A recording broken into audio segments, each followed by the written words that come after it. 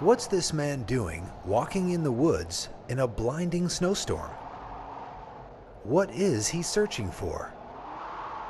Is he on an undercover stakeout? Well, like millions of other birders in the world, he's on a quest. He's on a bird quest. I can't look at the rocket launch, the trophy wives of the astronauts, and I won't listen to their words, 'cause I like birds.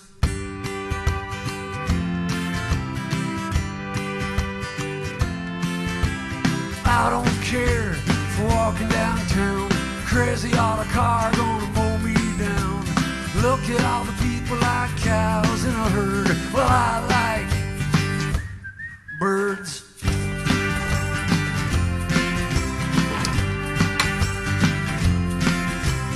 If you're small and on a search, I've got a feeder for you to perch on. I'm Bob Shriber. I'm Vern Laux. And we're bird watchers. We watch birds. Exactly. Birders who watch birds. We're here in central Nebraska. We're along the shores of the Platte River.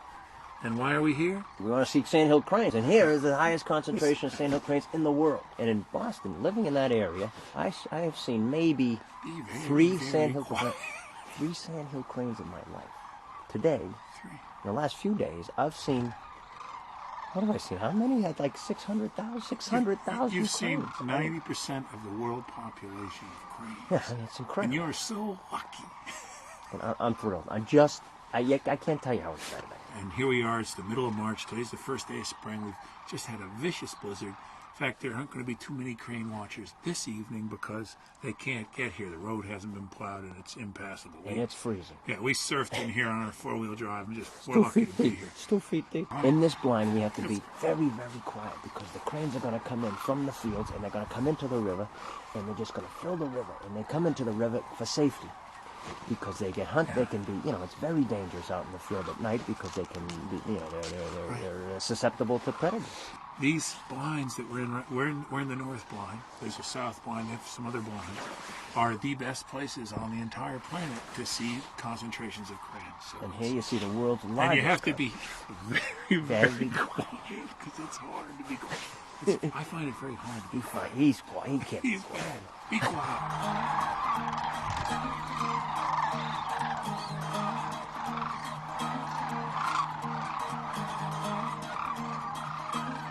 The sandhills, they stand about 4 feet tall, have a wingspan of about 6 feet.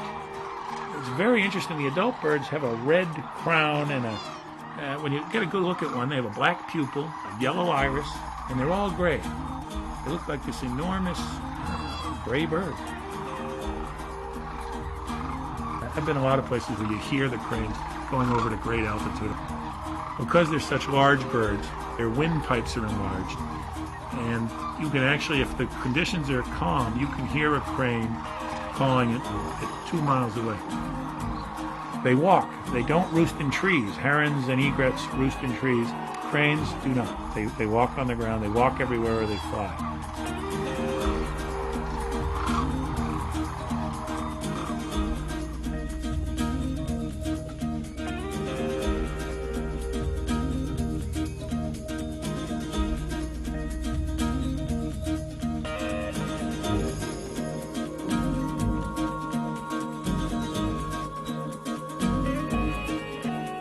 During the day, the cranes leave the river and they come out to the adjacent farmland. This is just the very start of their migration.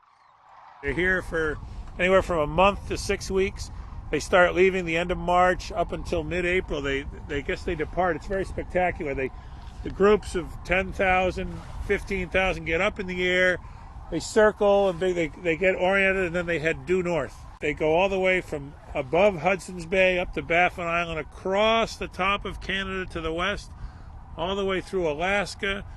They're on the north slope, and many go across the Bering Strait into northeast Siberia, where another 1,000 miles once they leave Alaska. They go that far to the northwest, and then they all come back here. They winter down in New Mexico and Texas. The following spring, they're right back here on the Platte River. These cranes weigh anywhere from 7 to 12 pounds. While they're here, they put on quite about 10% of their body weight. So I would say if they weigh 10 pounds, it would take 28 cranes. 28 cranes for Convinced- what?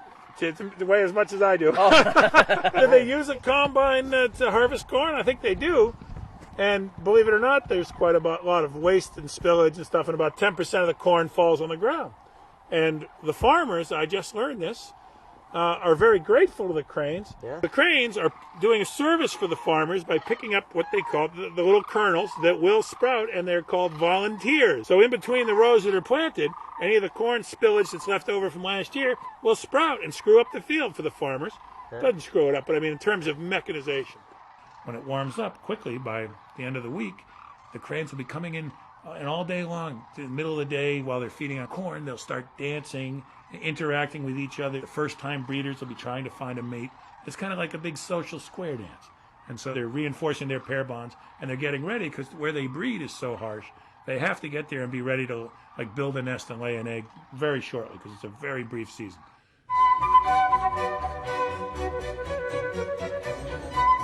It's fascinating to watch these things in a high wind and blizzard conditions. I saw some birds do some aerial maneuvers last night that I wasn't aware a crane could pull off. You know what slipping is? If you need to drop a great deal of altitude in a hurry, you side slip right through the air and you can lose altitude faster than any other way. Unusual amongst birds is their secondary feathers on their wings. The feathers closest to their body are longer than the feathers on the outside of their wing. So, which is kind of different. Most birds have much longer primaries on the end and shorter secondaries.